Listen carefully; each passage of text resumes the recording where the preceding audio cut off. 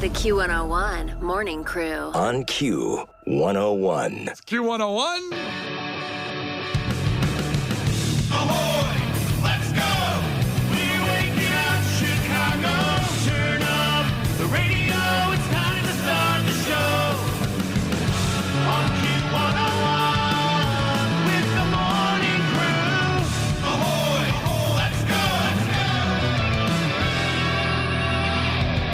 Welcome to the morning show. Well, let's do this. It is Thursday, and I know a lot of people, I've heard more and more about people that are going to skipping out tomorrow, making the long holiday weekend even longer. Good for you if you can pull that off. But let's get through today. It's still stinky outside, but it's supposed to get better as the day goes on. Yeah, it's supposed to rain, which will help. I hope so, because I didn't smell the barbecue or the vacuum bag type smell today walking out. It just kind of smelled kind of like regret, like a bar at 6 in the morning. Ever been to a bar at 6 a.m. when you go in, there's just that stale smell of spilt beer and vape smell? It's kind of what Chicago smells like right now. No, the only time I've been to a bar that late is at in New Orleans. Oh, yeah? Yeah, it was not a good idea. Yeah. Well, there are plenty of 5 a.m. licensed bars here in the Chicagoland area on Saturday nights anyway, which is wonderful.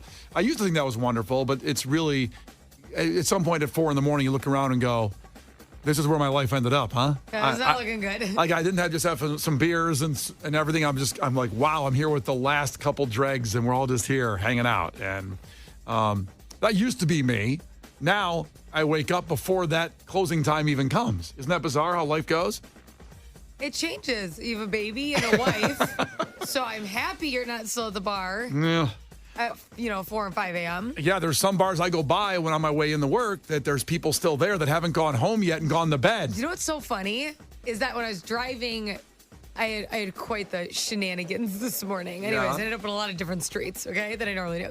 And I'm driving into work, and I'm seeing some places, and I'm like, man, that is crazy that place is opening that early. And I'm like, oh, I bet they didn't close. They haven't closed yet. Yeah. Oh. And someone was bumping music, and I'm like, they are a morning person. Yeah. And I'm like, oh, wait, no.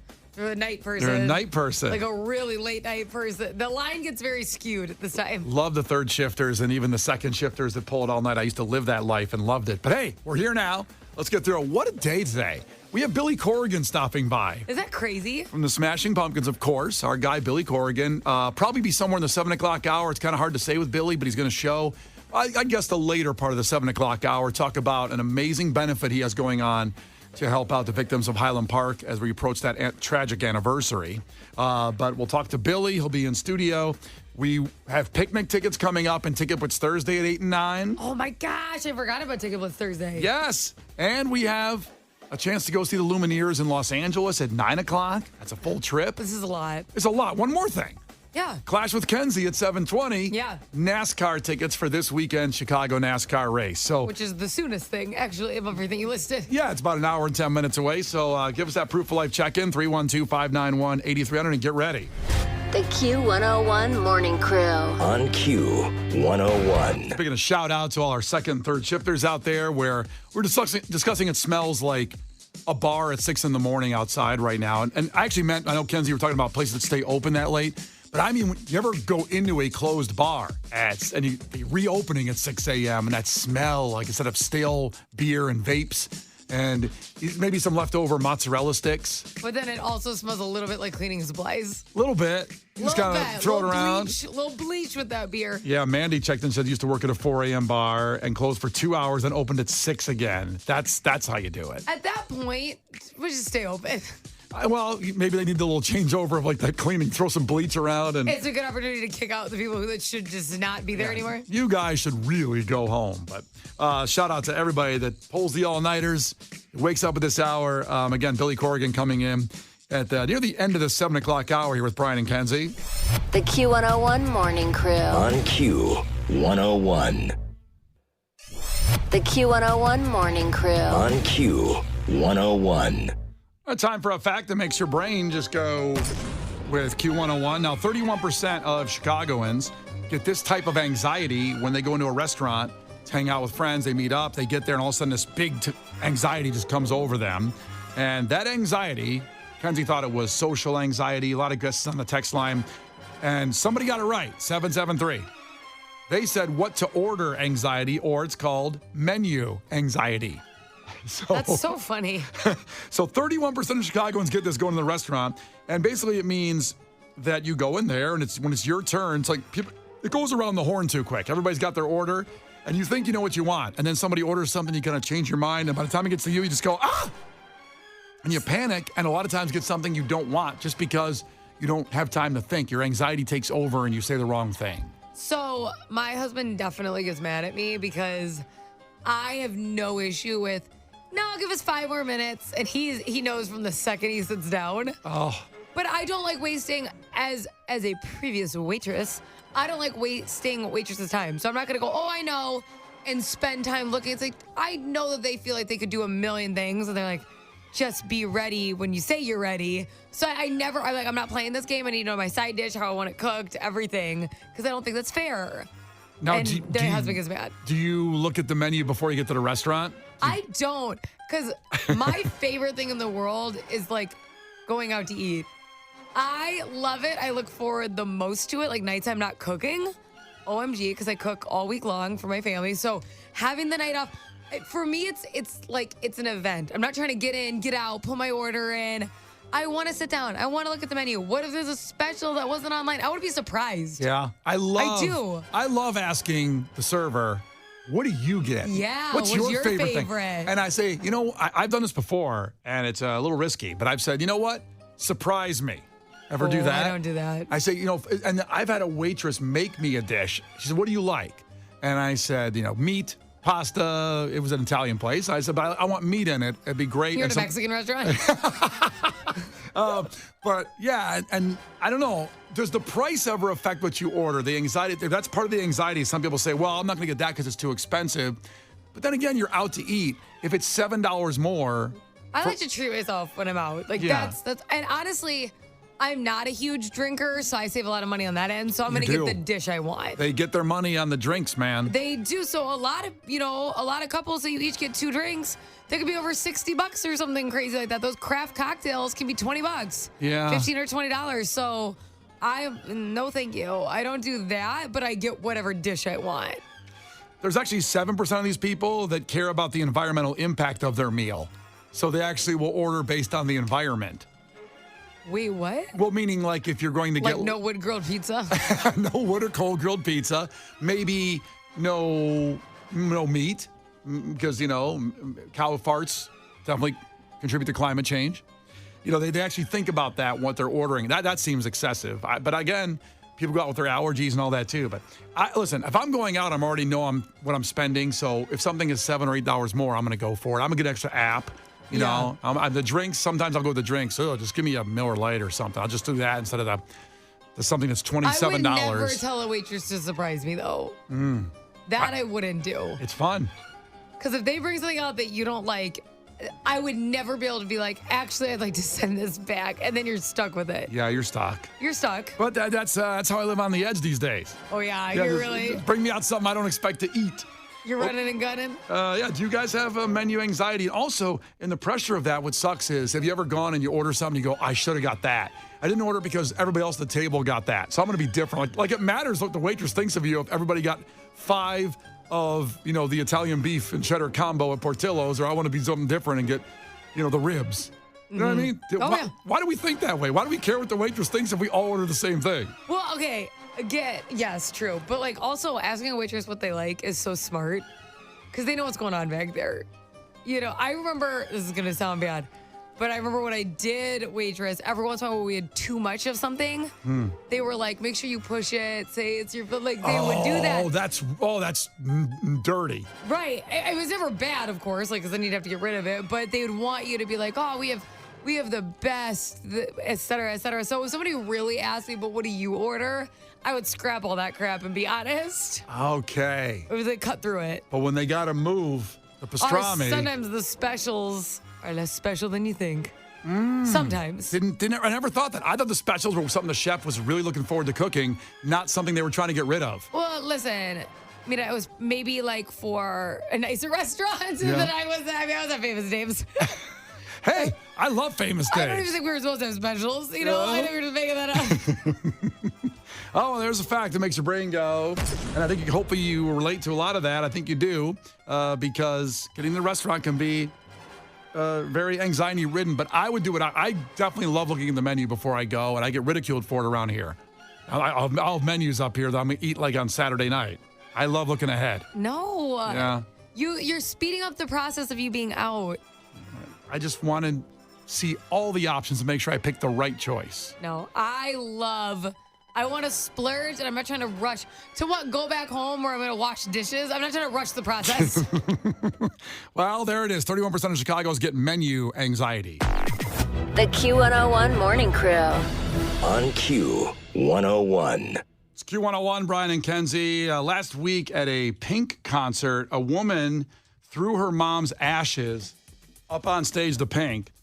I guess with some kind of bag. And, well, here's the reaction of her. She didn't know Well, what... I'd hope so. There's actually Well...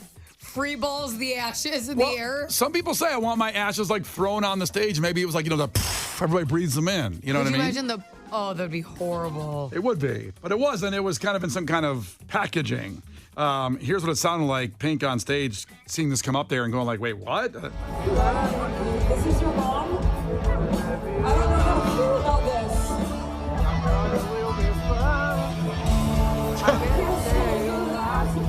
So she goes back to singing. It was a song Just Like a Pill, and she put it right on stage. She just left kind of the ashes in the whatever they were in this packaging, a sealed plastic baggie. Really just that's all it was. It looked like a sandwich bag. Like, Yeah. It wasn't a nice... Yeah. You get the sale at Ziploc bags, and you go there and you put your mom in there and you go. And I mean, that's kind of weird. I wonder if her mom wanted that or she thought it was cool.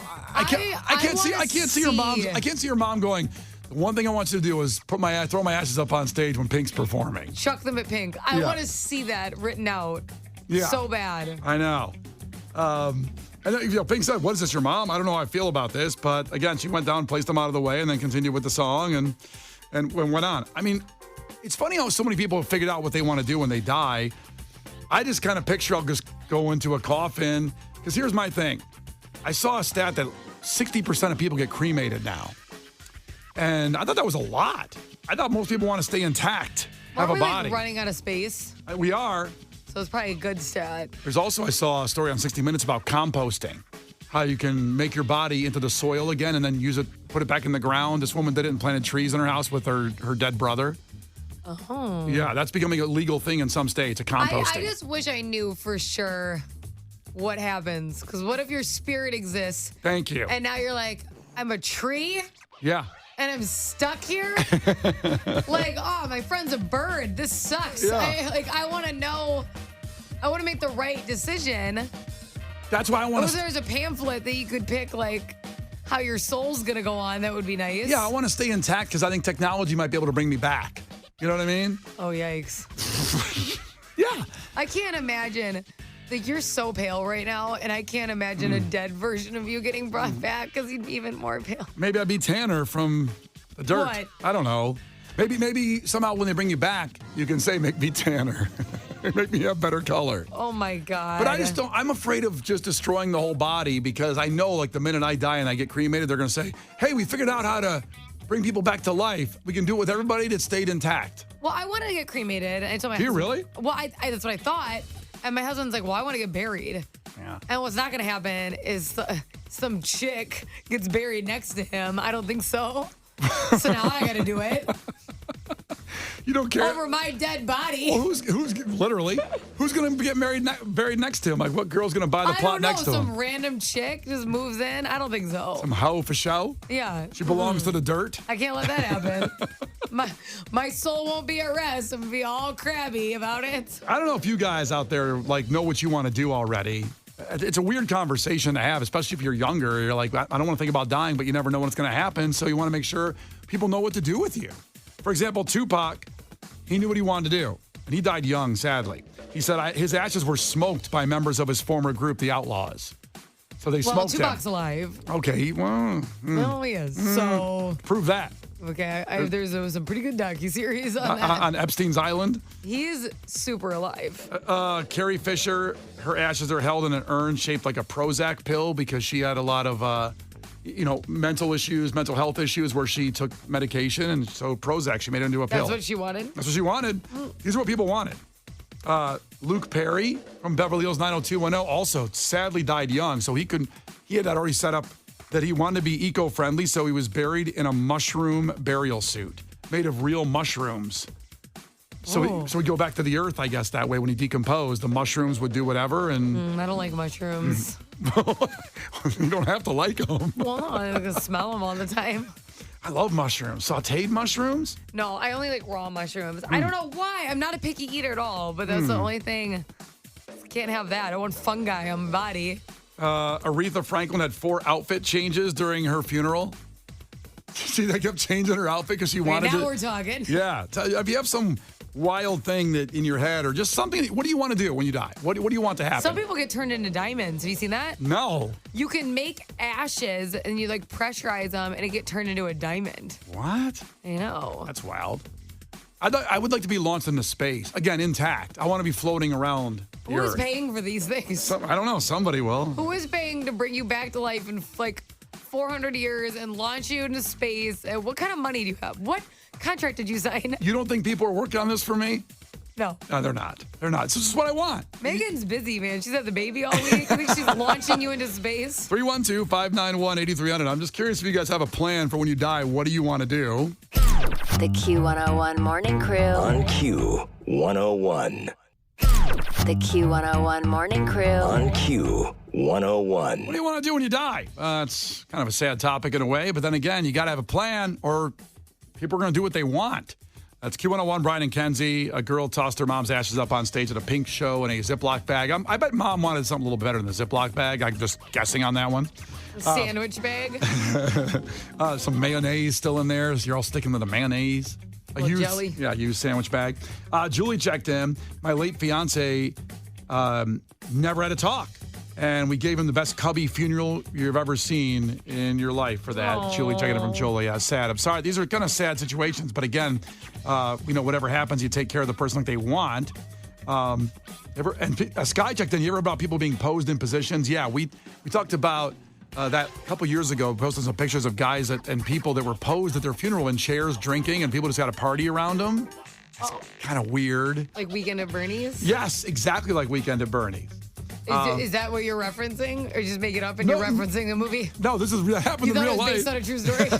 Wasn't Weekend at Bernie's a documentary? Yeah.